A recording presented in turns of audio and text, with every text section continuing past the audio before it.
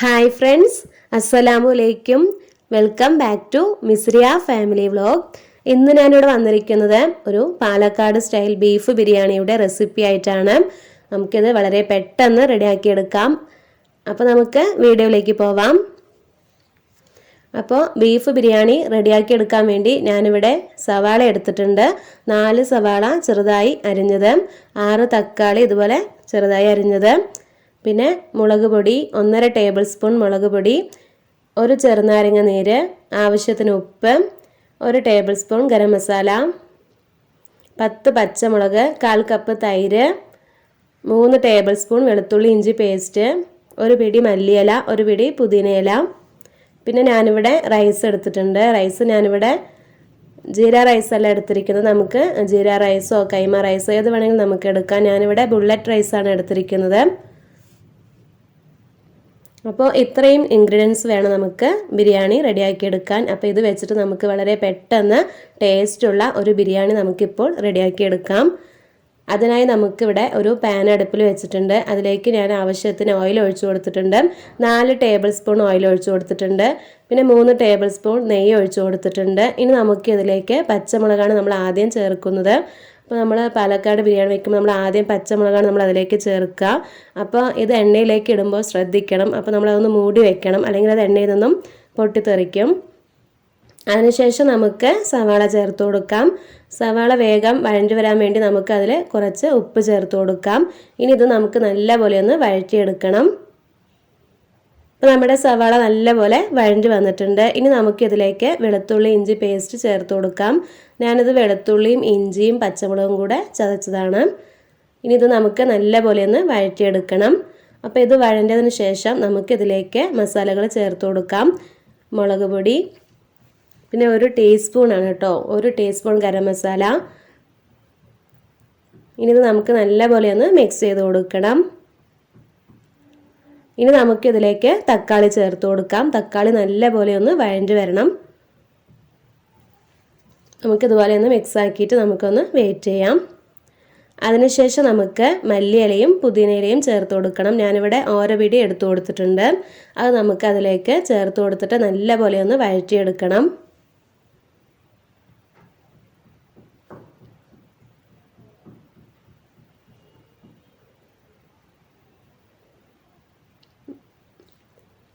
ഇതിപ്പോൾ നല്ലപോലെ ഒന്ന് വഴണ്ടി വരണം.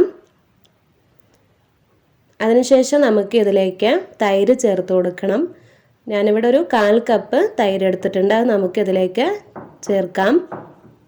ഇനി ഇത് നമുക്ക് നല്ലപോലെ ഒന്ന് മിക്സ് ആക്കണം. പിന്നെ ഞാനിവിടെ ബീഫ് വേവിക്കാൻ വെച്ചിട്ടുണ്ടായിരുന്നു. അപ്പോൾ ഞാൻ കുക്കറിലായിരുന്നു ബീഫ് വേവിച്ചത്.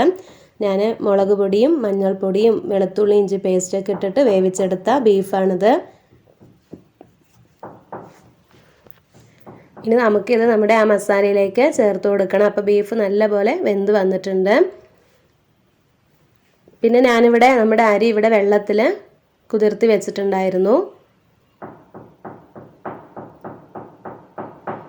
ഇനി നമുക്ക് നമ്മുടെ മസാല നല്ലപോലെ ആയിട്ടുണ്ട്. ഇതിലേക്ക് നമുക്ക് നമ്മുടെ ബീഫ് ചേർത്ത് കൊടുക്കാം.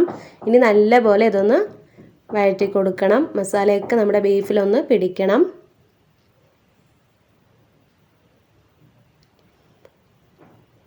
പിന്നെ ഞാനിവിടെ ഈ ബൗളിനാണ് അരി എടുത്തത്. അപ്പോൾ ഈ 1 കപ്പ് അരിക്ക് നമ്മൾ 1.5 കപ്പ് വെള്ളമാണ് നമ്മൾ ചേർക്കുന്നത്. അപ്പോൾ ഞാൻ ഈ കപ്പ് അളവിലാണ് അരി എടുത്തിരിക്കുന്നത്. അപ്പോൾ ഞാനിവിടെ ഒരു പാത്രം, അതിന് 1.5 പാത്രം വെള്ളം എടുത്തിട്ടുണ്ട്. അത് നമുക്കിതിലേക്ക് ഒഴിച്ചു കൊടുക്കാം. അപ്പോൾ നമ്മൾ വെള്ളം ഒഴിച്ചു കൊടുത്തിട്ടുണ്ട്. ഇനി അതിനുശേഷം നമുക്ക് ആവശ്യത്തിന് വേണ്ട ഉപ്പ് ചേർത്ത് കൊടുക്കണം.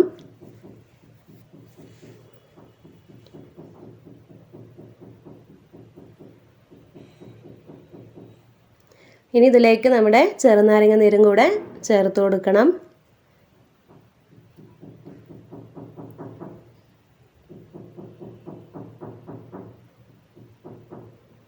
നല്ലപോലെ ഒന്ന് മിക്സ് ചെയ്ത് ഇതൊന്ന് തിളച്ച് വരണം.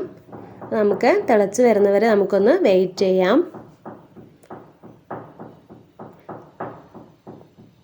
ഇപ്പോൾ നമ്മുടെ അരി ഞാൻ വെള്ളമൊക്കെ കളഞ്ഞിട്ട് വാർത്ത് വെച്ചിട്ടുണ്ട്. അത് നമ്മുടെ വെള്ളത്തിലേക്ക് വെള്ളം തിളച്ച് വന്നിട്ടുണ്ട്. അതിലേക്ക് നമുക്ക് ആ അരി ഇതിലേക്ക് ഇട്ട് കൊടുക്കാം. ഞാൻ ഈ സമയം ആ പാത്രം മാറ്റിയിട്ടുണ്ടായിരുന്നു. അതിൽ നമ്മുടെ റൈസൊന്നും വെന്ത് വരില്ലല്ലോ. അപ്പോൾ ഞാനതൊരു വേറെ പാത്രത്തിലേക്ക് മാറ്റിയിട്ടുണ്ടായിരുന്നു, വേറൊരു ചെമ്പിലേക്ക് മാറ്റിയിട്ടുണ്ടായിരുന്നു. ഇതിലേക്ക് നമ്മുടെ അരി ഇട്ട് കൊടുത്തിട്ടുണ്ട്. ഇനി ഇത് നമുക്കിതിലെ വെള്ളമൊക്കെ ഒന്ന് വറ്റി വരുന്നവരെ നമുക്കൊന്ന് വെയിറ്റ് ചെയ്യണം.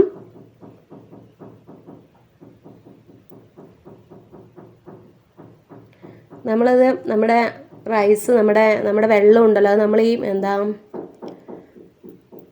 വെള്ളം നമ്മളിതിലേക്ക് സെപ്പറേറ്റ് വേവിക്കുക, റൈസ് സെപ്പറേറ്റ് വേവിക്കുക ഒന്നും ചെയ്യുന്നില്ല. നമ്മൾ ഈ മസാലയിലേക്ക് ഡയറക്റ്റായിട്ട് വെള്ളം ഒഴിച്ചു കൊടുത്ത് അതിലേക്ക് അരി നമ്മൾ ഇട്ട് കൊടുക്കുക ചെയ്യുന്നത്. ദമ്മൊന്നും നമ്മളിത് ചെയ്യുന്നില്ല.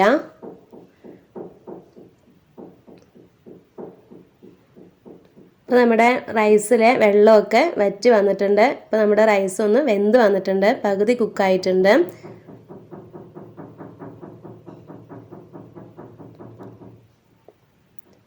ഇനി നമുക്ക് ഇതൊന്ന് അടച്ചു വെച്ചിട്ട് നമുക്കിതിനി കുറച്ചും കൂടെ ഒന്ന് വേവിച്ചെടുക്കാനുണ്ട്. വെള്ളമൊക്കെ ഒന്ന് വറ്റി ഇതൊന്നും കൂടെ വെന്ത് വരാനുണ്ട്.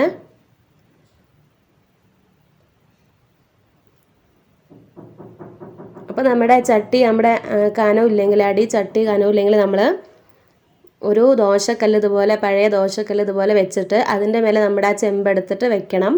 എന്നിട്ട് നമ്മൾ അതിൻ്റെ മേലെ വെയിറ്റ് ഉള്ളതും ഒന്നും കൂടെ വെക്കണം.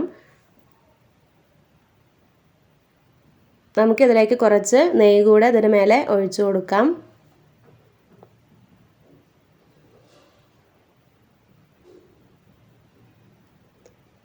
ഇനി നമുക്കിത് 10 മിനിറ്റിൽ നമുക്കിതൊന്ന് സിമ്മിൽ വെച്ചിട്ട് നമുക്കൊന്ന് വേവിച്ചെടുക്കാം. ഇപ്പോൾ 10 മിനിറ്റ് കഴിഞ്ഞിട്ടുണ്ട്. ഇപ്പോൾ നമ്മുടെ റൈസൊക്കെ നല്ലപോലെ വെന്ത് വന്നിട്ടുണ്ട്. അങ്ങനെ നമ്മുടെ ബിരിയാണി ഇവിടെ റെഡി ആയിട്ടുണ്ട്. വളരെ പെട്ടെന്ന് നമുക്കിത് റെഡിയാക്കിയെടുക്കാം. ഇനി നമുക്കിതൊരു ബൗളിലേക്ക് മാറ്റാം. ഞാനിവിടെ ഒരു ബൗളിലേക്ക് മാറ്റിയിട്ടുണ്ട്. അപ്പോൾ നമ്മുടെ ബീഫ് ബിരിയാണി, പാലക്കാട് സ്റ്റൈലുള്ള ബീഫ് ബിരിയാണി ഇവിടെ റെഡി ആയിട്ടുണ്ട്. നിങ്ങളെല്ലാവരും ഇതുപോലെ ഒന്ന് ട്രൈ ചെയ്ത് നോക്കണം. നിങ്ങൾക്കെല്ലാവർക്കും ഈ വീഡിയോ ഇഷ്ടമായാൽ ലൈക്ക് ചെയ്യാനും ഷെയർ ചെയ്യാനും കമൻറ്റ് ചെയ്യാനും മറക്കരുത്. പിന്നെ ആദ്യമായിട്ട് കാണുന്ന കൂട്ടുകാരുണ്ടെങ്കിൽ ഒന്ന് സബ്സ്ക്രൈബ് ചെയ്യണേ. തൊട്ടടുത്തുള്ള ബെല്ലൈക്കൺ കൂടെ ഒന്ന് എനേബിൾ ചെയ്യണം.